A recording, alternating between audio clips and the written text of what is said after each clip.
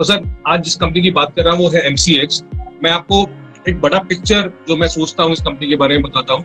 I think हम ओमकारा में कौन सा कंपनी ढूंढते हैं सर कि जहाँ पे उसका कोई यूनिक पोजीशनिंग हो और बिजनेस जो बहुत मुश्किल से दोबारा क्रिएट कर सके हम लोग, उस एरिया में वो अनडिस्प्यूटेड लीडर हो।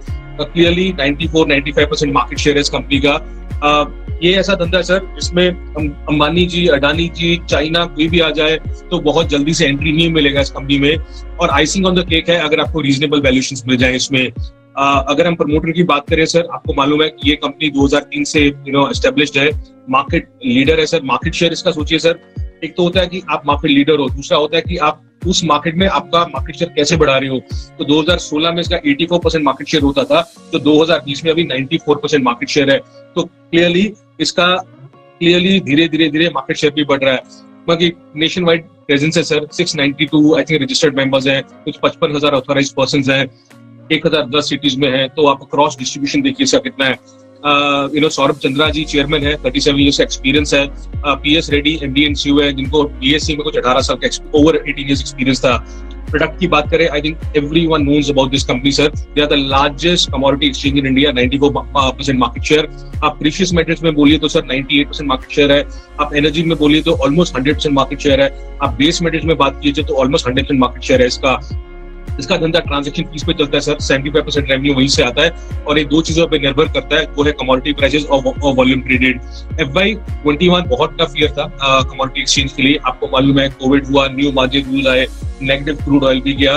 उनके बावजूद सर आई थिंक कंपनी ने बहुत अच्छा किया है। आई थिंक जो implementation of new margin rule है उसके कारण इसका जो एवरेज डेली टर्नओवर है वो थोड़ा सा कमजोर हुआ था। इसके कारण ये इस वैल्यूएशन पे अवेलेबल है, 25 टाइम पे अवेलेबल है, 20% ROC है।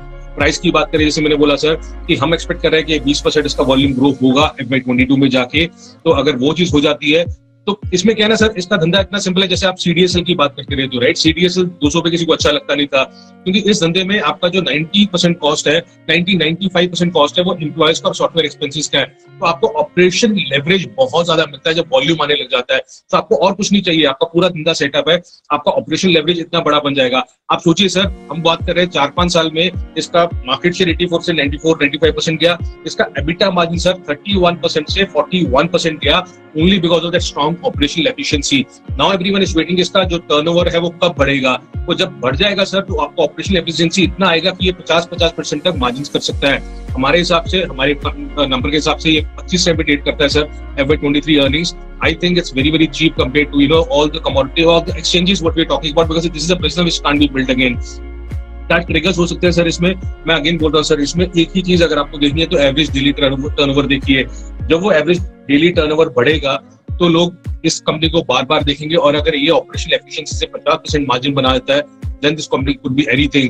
आपने देखा है सर कि हिस्टोरिकली कभी भी जो कमोडिटीज रैली करती है तो हमने देखा है कि ट्रेडिंग वॉल्यूम बढ़ता ही बढ़ता है। तो आज के टाइम में हम जब ट्रेडिंग कमोडिटीज की बात कर रहे हैं इतना, आई एम सरप्राइज कि no one is talking about the commodity exchange which is very important.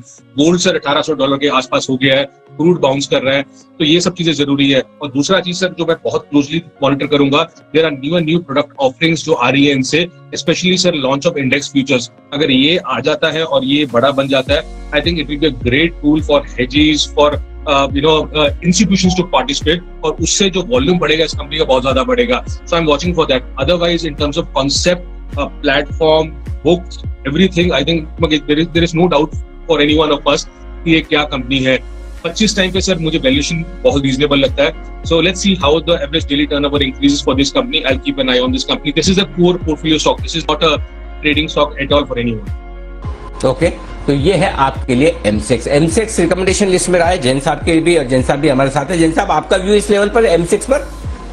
Yes बिल्कुल, मैं वरिंदर जी के साथ पूरा एकदम सहमत हूँ और जबरदस्त पिक है, और ये मेरी one of the favourite picks है। इनफैक्ट मुझे ऐसा लगता है ये बहुत सस्ती है। और देखिए यहाँ पे भी कुछ मैनेजमेंट में भी चेंजेस पहले भी हुए थे और अभी और होगा शायद अभी रिसेंटली, ऐसा लगता है। और जिस तरीके से इन्होंने लिस्टिंग की और इस कंपनी को देखिए, मेरे से पूरी लिटरली मेरे को ऐसा लगता है कि मैं डे 1 से देखते आ रहा हूं, क्योंकि शुरुआत से मेंबरशिप है तो खुद और स्किन इन द गेम है। देखते हैं किस तरीके से कंपनी ने अपने मार्केट शेयर को बढ़ाया है और दूसरे जो भी नए एक्सचेंजेस आने की कोशिश की है कमोडिटीज में, it has not been a very easy journey for them, भले दिग्गज एक्सचेंजेस आए हों। सो आई फील कि ये कंपनी की जो लिक्विडिटी है वो तो एकदम इंटैक्ट है ही है बेस मेटल्स में, और साथ में अब जो इंडाइसेस और साथ में जो ऑप्शंस वगैरह जो लॉन्च किए हैं वहां पे ट्रैक्शन भी और धीरे धीरे आएगा। और मुझे लगता है जिस तरीके के मेटल के प्राइसेस हैं तो ये इनके लिए और फेवरेबल होता है। जरूर से थोड़ा सा मार्जिन के और ये सब के जो नॉर्म्स और स्ट्रिक्ट हो रहे थे उनको इनसे बहुत फर्क पड़ता है, क्योंकि यहां से जो एक्सपोर्ट होता है बिजनेस दूसरी तरफ बहुत जल्दी चला जाता है, जो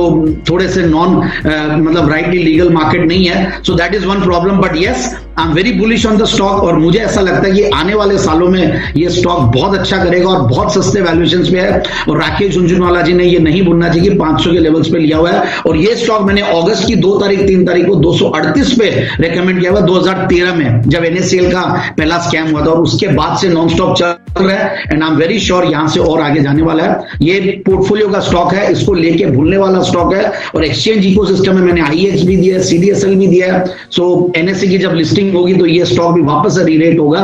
बहुत सस्ता है, प्लेटफॉर्म बेस्ड बिजनेसेस, बाकी जो मतलब अनरेगुलेटेड और ये जो .coms है वो जिस वैल्यूएशन पे, उसके सामने ये पीनट वैल्यूएशन पे। आई एम वेरी दोस्तों, अगर आप भी शेयर मार्केट में अपने पैसे को निवेश करना चाहते हैं तो उसके लिए जरूरत पड़ती है एक डीमेट अकाउंट की। दोस्तों, आप अपस्टॉक्स पर फ्री में डीमेट अकाउंट ओपन करवा सकते हैं, लिंक डिस्क्रिप्शन में है। तो दोस्तों जल्दी कीजिए, डिस्क्रिप्शन में दिए गए लिंक से अपना अपस्टॉक्स पर डीमेट अकाउंट ओपन कर लीजिए और इन्वेस्टिंग को स्टार्ट कीजिए।